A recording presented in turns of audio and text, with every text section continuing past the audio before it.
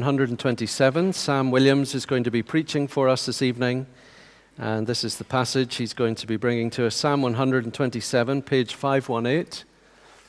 If you're using the Black Bibles, page 518, 613 if you're using large print. And then once we've had the Bible reading, we're going to take up our gifts and our offering before we sing together again.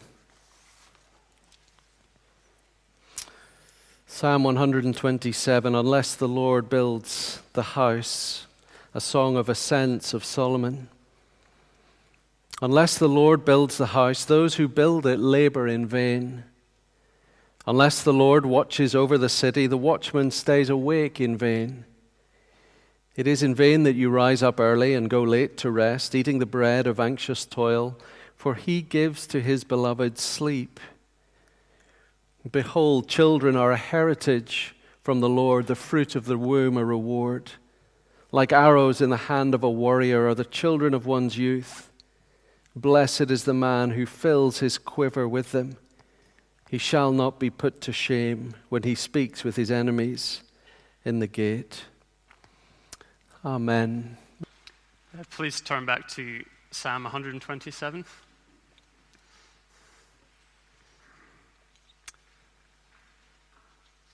Well, one thing that's hopefully been clear to everyone in the teaching that we hear week in, week out here at Trinity is that when reading the Bible, context is key. Any passage that we read in the Bible should be understood in the context of the book that it's in, the genre that it might be written in, the place that it fits into the whole story of the Bible. And for most of us here, we're probably aware of this, and the reason I'm saying this isn't as a reminder of this, but actually to get us just for a moment, not for the whole sermon, but just for a moment, to look at this psalm completely out of context. I want you to have a look at the psalm, Psalm 127, and pretend that the title isn't there, the verse numbers, chapter numbers weren't there. Pretend it's not in the book of Psalms. Forget that we've sung it together this evening. I wonder if you were to do all of this, if you'd recognize that it was in fact a psalm. And you might have done, but I don't think it would have been a bad conclusion to come to assume that this was actually a proverb. In the way that the verses seem to sort of form standalone phrases, the very straight to the point, concise message that comes in each verse, the fact that it's very practical, looking at parts of life like work, rest, raising children. But I suppose this proverb-like style is probably what we might expect from a psalm that, as we see in the title there, was written by Solomon. Solomon, the author of the majority of the wisdom literature in the Bible, a king who was specially gifted with wisdom from God. And the fact that we have this psalm written by him shows that wisdom is actually something that we can sing. Of course, when we sung this psalm together, we were praising God, but as we do so, our minds are also shaped by the wisdom written in it. Shaped to see the world around us in a more Christ-like way. Wisdom in the Bible addresses all kinds of topics and themes, and the psalm today focuses on two of these in particular: work and raising children. It provides a framework of thinking about these two important aspects of life. For some of us, these might even be the aspects of life which take up most of our thoughts and energy. And rightly so. When we think back to Genesis, which we'll do a few times this evening, God sets out his original purpose for man here. He puts man in the Garden of Eden to work it, to keep it. He commands Adam to be fruitful and multiply. Work and raising children are central to mankind's original purpose. This psalm addresses both of these topics, one after the other, looking at work in verses 1 and 2, and then children in verses 3 and 5. So we'll do the same this evening as we read through it. So look now at the first two verses where we see that the Lord determines the success of our work. The psalm opens in verse 1 with a parallel between two different activities.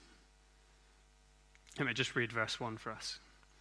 Unless the Lord builds the house, those who build it labor in vain. Unless the Lord watches over the city, the watchman stays awake in vain. This parallelism here is a common feature throughout the Psalms, and it shows us that the point here is one to be emphasized. For both the builder of the house and a city guard, their work is in vain if the Lord isn't in it. Whatever your everyday tasks might be, whether it's our employment, it might be looking after a home, whatever the tasks are that use up our day, the success of our work will not be achieved unless God is in it. Unless the Lord does it, the task is done in vain. In other words, unless the Lord builds the house, it's not getting built at all. They labor in vain. It's not getting done if the Lord isn't in it. I think the temptation now is to then take this and now wonder whether God is in it with the things that we do, to try and work out whether they will succeed or not. But the psalm doesn't provide a way of us working this out.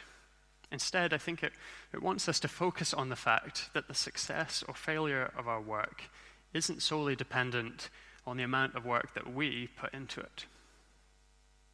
It makes us realize that ultimately we can put all the work we like into something, all the careful planning, all the diligence and thought, yet events completely out of our own control can stop it succeeding. Events, of course, that are within the control of God. So often when our work and efforts fail, we can end up frustrated. Our lives are likely full of examples of this that show that putting all the work and carefulness we can into something doesn't guarantee the results that we might want from it. As we look back at things that haven't succeeded in our lives, these can often be the things that get stuck in our heads, the things that keep us up at night. We can end up wondering how things might have turned out differently if something we failed at ended up succeeding. It might be that meeting at work that could have gone better. Maybe that job that we could have ended up getting, that exam that we could have passed. But with this psalm in mind, we can rest assured that it was God's plan that things turned out the way that they did. When we experience failure, sometimes this will become clear later on how these failures were being used by God. But there are also going to be failures that we never understand. I think most of the time, we'll never understand why something didn't succeed that we wanted to. However, regardless of this, we can trust that whether we find out in this life or the next, that both our successes and failures were because God intended it that way. And he doesn't do this without a purpose. Understanding that God's hand is at work in our lives helps us to respond in the right way to the outcome of our work. It eliminates pride when we succeed, but also frustration when we fail. As we'll see in this psalm, that this understanding also shapes our approach to work in the first place. To show the importance of understanding this, the psalmist describes what life is like if we don't understand this. Have a look at verse 2. It is in vain that you rise up early and go late to rest, eating the bread of anxious toil, for he gives to his beloved sleep. Here we see the unhappiness of living as though we alone are the ones that will determine the success or failure of what we do. And it's miserable what's described here. Rising early, going to bed late, eating frugally in fear out of having not enough to eat in the future. It's a lifestyle that can be easily fallen into when we forget that our work is God's work. if we think the outcome of our work comes down solely to us and not to God, then of course we're always going to feel like we could do a little bit more, to aim to get up slightly earlier, to squeeze in a bit more time for something, to find another aspect of life that we could replace with more work. I'm sure we can all think of a time in our lives at some point where we have slipped in some way or another into this way of thinking. Perhaps this is how we're feeling about things right now. And it's not saying that it's bad to get up at the crack of dawn. It's not saying that living frugally is a bad thing. Elsewhere in the Bible, we're shown the importance of not being lazy and of being sensible with money. In fact, Solomon himself says on a number of occasions in the book of Proverbs, but this psalm is exposing that the reason for this approach to work can often be an unhelpful understanding of God. And I think the key phrase here is anxious toil. You see that in verse 2. I think it summarizes quite well what this psalm is talking about here. This is about doing work anxiously, worrying about the outcome. It's working every waking hour out of fear that we might not have enough. It's living overly simple or cheap lives out of fear that we might run out of money or food one day. And once again, the word toil might bring us back to Genesis, in particular chapter 3, where we see the curses that come with the fall. Work, as we mentioned earlier, is a good gift from God. It's a central part of our created purpose. But since the fall, work has become hard toil. The anxious toil spoken of in this psalm is an example of a sinful post-fall approach to our work. And the psalmist states that it's in vain to live like this. And why? Well, look at the end of verse 2. God gives his beloved sleep. God has designed all people with a need to sleep each day. He's designed us all with a need to rest at the end of each week. It's God who determines the success of our work. If it's God that determines the success of our work, then it's in vain that we work in any other way except that which we were designed to. It's just like what we heard from David this morning in our sermon in Matthew. We should have a theology of sleep. And in amongst all this, it's quite easy to miss an important detail here. It's just one word in verse 2, and that's the word beloved. Right at the center of this psalm, the psalmist reminds us of God's love for us. It's what makes this whole psalm a psalm of reassurance rather than just helplessness. Without this being a psalm about a loving God, much of this psalm would just lead us to despair. All our work and efforts would come purely down to random chance or fate. But no, the success of our work, it may not be within our own control, but it is in control of a God who loves his people. This isn't a psalm that leads us to uncertainty about the will of a cold and distant God. But instead, it's a psalm that assures us that our loving God is the one that's behind all that we do. The God who loves us determines the success of our work. This doesn't mean that all our work and efforts will automatically succeed, but we can trust that in all that we do, whether it succeeds or fails, it's part of God's great plan to work all things for the good of his beloved people. But as well as using our work as part of his plan, God also uses children. Have a look now to verses 3 to 5, where we see that the Lord determines the success of our children. And once again, we see an aspect of life that was made good in creation, but has been tainted by the fall. The first thing that man is commanded to do in creation is to be fruitful and multiply. But just like work, the raising of children has been broken by the fall. A brokenness that expresses itself in lots of different ways, in the painfulness that now comes with childbirth, in the way that, just like their parents, children will be sinners. But the brokenness of raising children is also seen in the broken attitudes that we can often have towards children.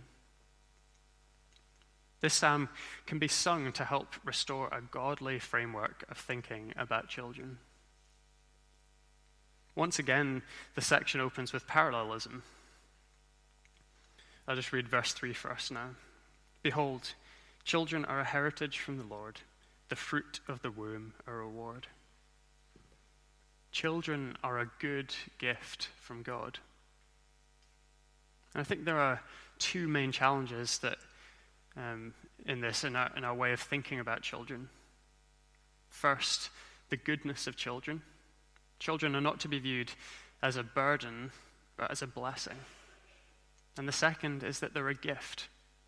They're not to be viewed as merely a product of man's work, but instead a miraculous gift, given in God's timing. And verse 4 expands on this idea with quite interesting imagery as well. Look at how children are described in verse 4. They're described as arrows in the hand of a warrior. I wonder for any of you here that have children, whether you've ever viewed your children as weapons before. Or for any of us here that are children, whether we see ourselves as weapons. This isn't about violence, though. This is about usefulness. Part of why Adam in Genesis was called to be fruitful and multiply was because his task to work the garden was too big for one person. But I think the usefulness of children it goes beyond just the idea of being able to get more done. Arrows are weapons that are used to reach things that a sword couldn't. And most likely, our children will outlive us. Their usefulness will continue beyond our own lives into places that we can't reach ourselves. And this future usefulness is pictured at the end of the psalm in verse 5. It says, "A man is blessed to have many children because years down the line, they will be made useful by God." It says that they will ensure that the father is not put to shame when he speaks with his enemies at the gate. For a bit of context here, in Old Testament Israel, the gate was often used as the courthouse of the leaders. This would be the place in a city or town where justice was administered. So I think the picture that we get here is of an elderly man years down the line. He's old enough that it would have been quite easy for someone to come and take advantage of him, to try and legally exploit him at the gate. Maybe it was to scam him out of money, try to get something out of him by accusing him of something. But an elderly man isn't so easy to take advantage of when he's got his many sons with him, his sons that are all grown up now and there to help him. It's hard to exploit a man with his sons around him, ready to help justice be served. God could shape and mold the children of Israel into useful protectors of justice, defending their parents from the evil ones that try to wrong them. And similarly, today, God can mold our children into strong defenders of the faith. This framework of thinking here is so counter to how the world around us can often view children. I mean, when we look at the way that children can often be viewed, not always, but sometimes, children are often seen as, rather than being useful, but as burdens that might be holding us back. It can be seen in our treatment of the unborn, seen in the way that career is often seen as something that is to be prioritized first, and then you think about children. None of this aligns with the picture that the psalm paints here. But this is something that can creep into any of our ways of thinking. We frequently need to be reminding ourselves that children are a good and miraculous gift from God. Both our own children, if we're blessed with them, and also the children of others. When we adopt the view of children that this psalm gets us to sing, we realize that children are God's gift. And he doesn't just gift them for no reason, but gifts them to be useful. Children aren't just blessings because they're cute or funny, but because God can mold them for his purposes. The Lord determines the success of our children. Now, the nature of wisdom literature, and quite often with a lot of the Proverbs, is really to have quite an open application for us. We've seen this today in the way that this framework of thinking in the psalm can be applied quite broadly to different types of work that we might do, different situations that God might use our children in. But as well as this quite broad application that the psalm offers, a closer look at the context that the psalm might have originally been sung in might give us a more specific line of application for both Israel then and us today. Israel were able to apply this framework of thinking and work in children to a specific context, and we can do the same in the church today as well. In Solomon's time, when the psalm was first written, that was when the temple was built. And as it says in the title of the psalm, it's a song of ascents. You'll see this is the case for all of the psalms through from Psalm 120 to Psalm 134. And there's a strong case to believe that these psalms of ascent would have been passed down through the years of Israel to sing as they traveled to the temple in Jerusalem for festivals. Hence the word ascent, referring to the fact that they would ascend up the hill singing this towards Jerusalem, where the temple had been built. So the words house and city in verse 1, well, it could refer to any number of things, but bearing this temple Jerusalem context in mind, the focus that the original writers and singers might have had could have been the temple. It leaves us to assume that an important application was specifically to do with the building and guarding of the temple in Jerusalem. For Israel, the temple was God's dwelling place among them, their means of access to God.